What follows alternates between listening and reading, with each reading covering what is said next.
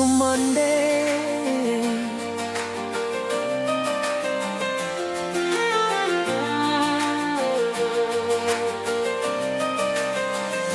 Musical Monday.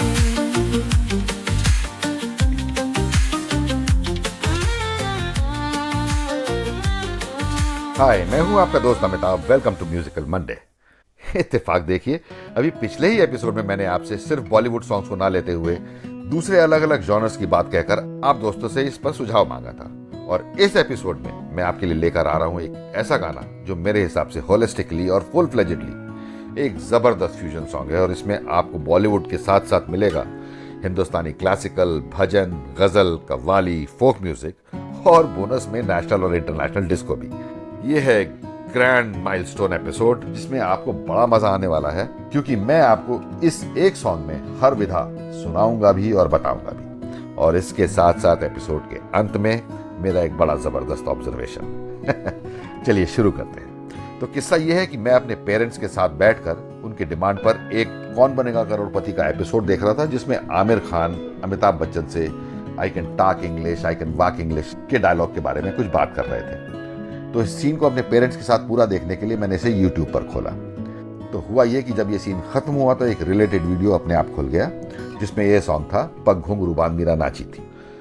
अब इस song को सुनते सुनते मुझे मेरे ही पिछले एपिसोड में डिफरेंट जॉनर्स को यूज करने वाली बात याद आ गई। तो तैयार हुआ ये episode with little bit of my observations and some research work. तो भैया, पहला ऑब्जर्वेशन तो किसी के भी पकड़ में ऑटोमेटिकली आ जाएगा, जो है इस गाने का लंबा सा प्रील्यूड, 3 मिनट लंबा। इतने में तो अच्छे गाने खत्म हो जाते हैं और ये गाना तो शुरू भी नहीं हुआ।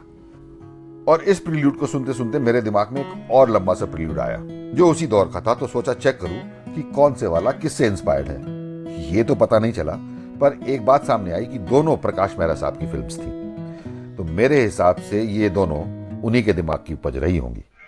पहला था 1981 की फिल्म लावारिस से, जिसका म्यूजिक दिया था कल्याण जी आनंद जी ने, और ये प्रील्यूड भी 2.5-3 मिनट लंबा था। दूसरा ऑफकोर्स हमारे आज का सॉन्ग पग घुंघरू बांध मीरा नाची थी का प्रील्यूड, जो पूरा 3 मिनट लंबा है, और ये था फिल्म नमक हलाल से, जो रिलीज हुई 1982 में। इन दोनों 3 मिनट लंबे प्रील्यूड्स में प्रकाश मेहरा साहब के साथ साथ दोनों में 2 और कॉमन लोग थे, singer Kishore Kumar and actor Amitabh Bachchan. आपने इस प्रील्यूड में एक इलेक्ट्रॉनिक वोकल्स भी सुना होगा।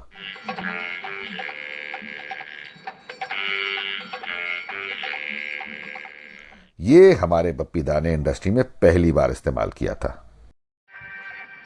और इसी प्रील्यूड में हम सिंथेसाइजर पे सुनेंगे आरपीजीओ,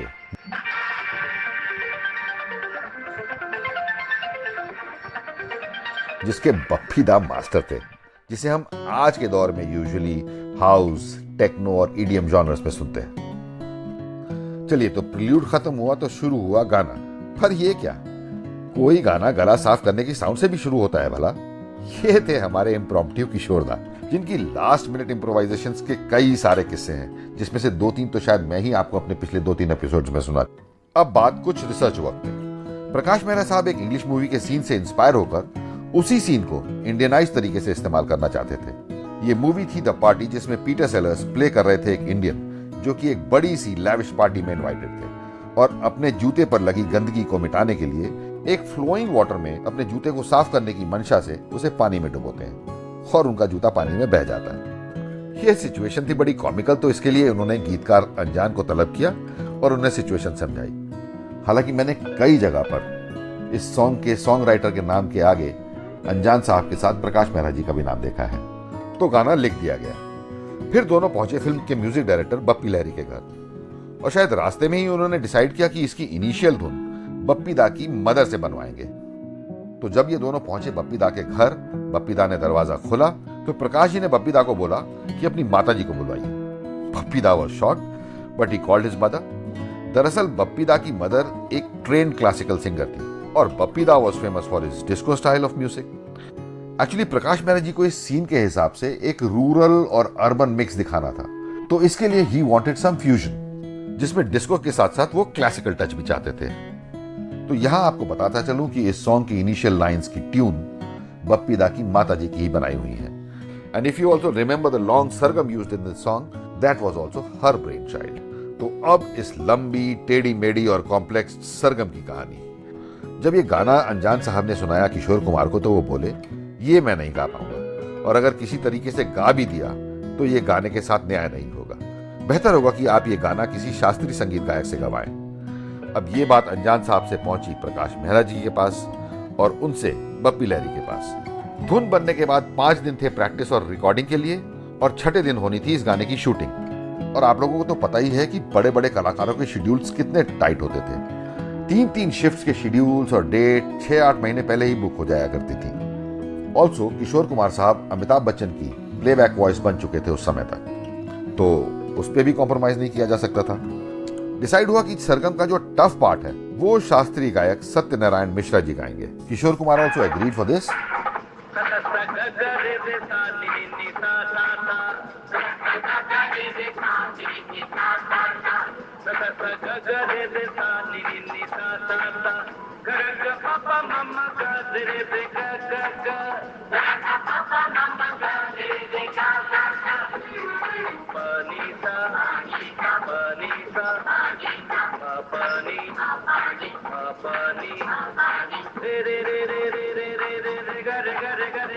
अब इस सरगम में यहां तक की तो आवाज है किशोर कुमार की, और यहां से आगे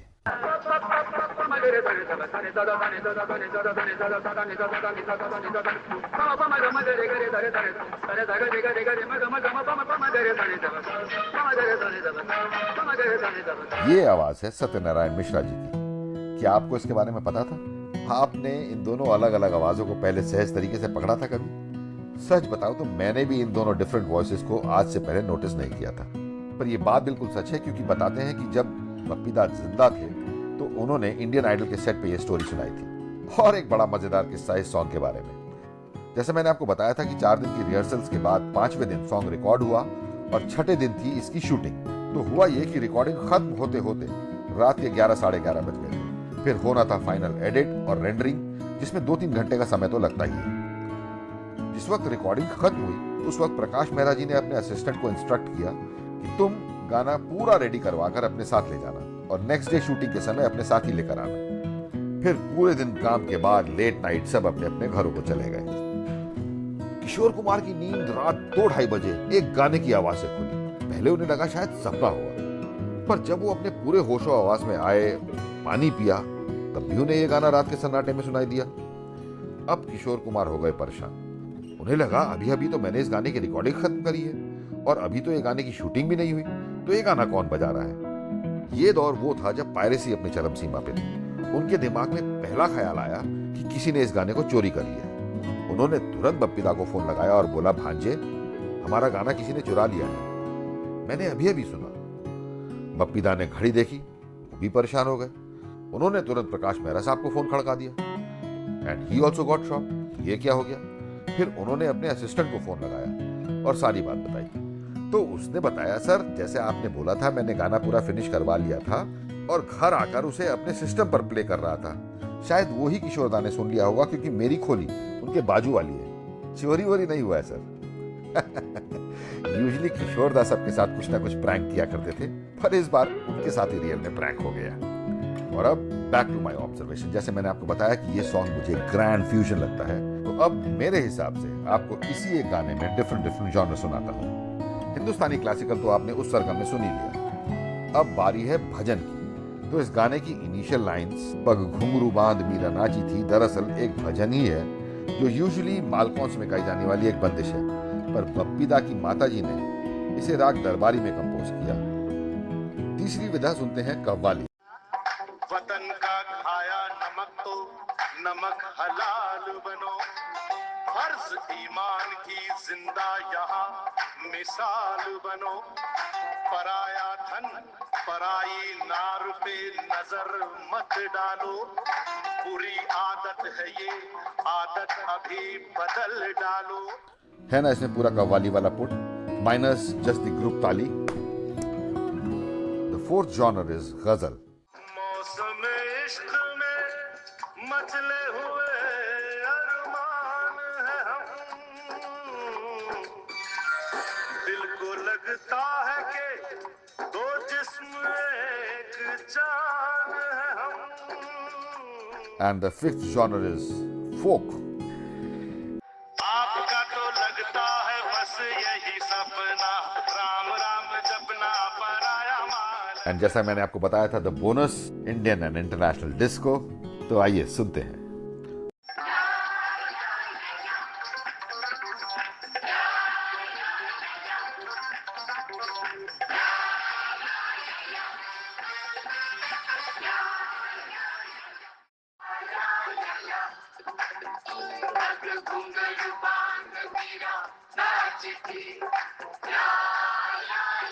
हाँ, so back to some research work. ये गाना है लगभग 13 मिनट लंबा. लंबे लंबे गाने तो और भी हुए हैं, बट दोज वर यूजुअली मेडलेज और मुकाबला कव्वाली या डांस ड्रामा या कंपटीशन सॉन्ग्स. पर मेरे हिसाब से शायद ये पहला ही था उस वक्त का, बिकॉज 1980 से पहले भी लंबे लंबे गाने हुए हैं, which is around 8 to 10 minutes, but nothing like this 13 minute song. तो 1980 से पहले I can list down 4-5 songs जो कि 8 से 10 मिनट लंबे थे. पहला सॉन्ग है होठों पे ऐसी बात में दबा के चली आई फिल्म 12 थीव से, लगभग 8 मिनट लंबा. फिर झनक झनक पायल बाजे 1950 में, लगभग 10 मिनट लंबा. ए नौजवान है सब फिल्म अपराध से 1972 में, अगेन तकरीबन 10 मिनट लंबा. दम मारो दम हरे रामा हरे कृष्णा से 1971 में, अगेन तकरीबन 10 मिनट लंबा.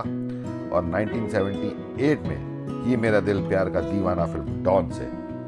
और जैसा कि मैंने आपको बताया था कि सॉन्ग राइटर्स में मैंने अनजान साहब के साथ प्रकाश मेहरा जी का भी नाम देखा था, तो फिल्म फेयर के लिए सॉन्ग राइटर्स में इन दोनों का नाम नॉमिनेट हुआ. साथ में नॉमिनेशन था बप्पी लहरी का for the best music director, but film के लिए बेस्ट प्लेबैक सिंगर मेल का अवार्ड मिला किशोर कुमार को for the same song, and this was Kishore Kumar 5th Filmfare award. और चलने से पहले, जैसा कि मैंने आपको प्रॉमिस किया था, बैक टू माय ऑब्जर्वेशन. ये Dhanbad, I mean Dhanbad was typically Kishore Kumar style. अगर शुद्ध हिंदी वाले अमिताभ बच्चन साहब होते तो कहते देवी और सजनों धन्यवाद.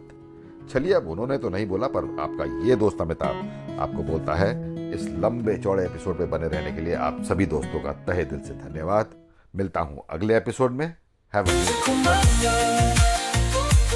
Musical Monday, Musical Monday, Musical Monday, Musical Monday, Musical Monday.